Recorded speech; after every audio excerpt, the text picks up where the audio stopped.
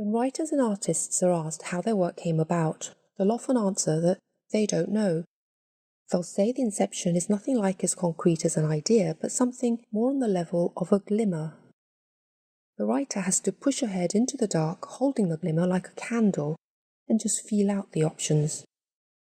At this point, do not try to think consciously, advised Kipling based on his experience of writing the Jungle Book.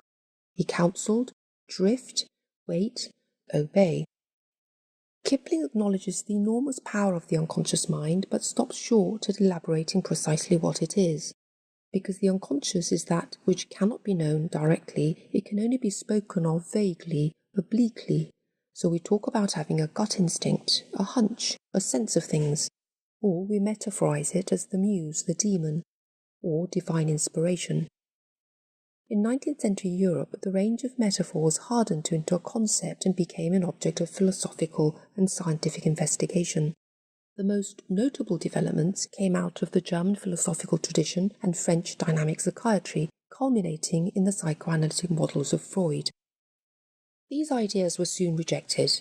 In psychology, the rise of behaviorism limited observable behavior as the criterion for what counts as valid evidence, relegating to the margins internal mental processes that are not testable. Likewise, in philosophy, logical positivism discredits the unconscious as unfalsifiable. In this intellectual climate, Karl Popper famously dismissed psychoanalysis as a pseudoscience. However, in a strange turn of events, new discoveries in cognitive neuroscience on memory and perception demonstrate that very little of what goes on in the brain is actually conscious. In the 1980s, it was established that human long-term memory involves two separate systems: declarative memory for facts and events that we can remember, and non-declarative memory, which is a large family of different kinds of memory that we cannot recall.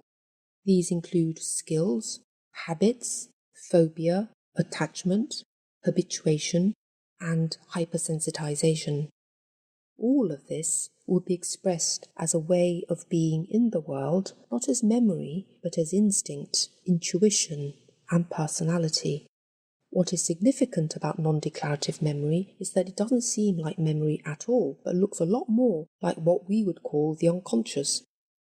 The empirical discovery of non-declarative memory has restored the validity of the unconscious, making it possible to not only re-examine earlier models, but also to see the role of the unconscious in the human mind as the new scientific frontier. The Unconscious Memory and the Human Mind Network is a neuroliterary forum where literary scholars and cognitive neuroscientists can discuss and exchange their research findings. For more information on our courses, seminars, and research projects, please get in touch.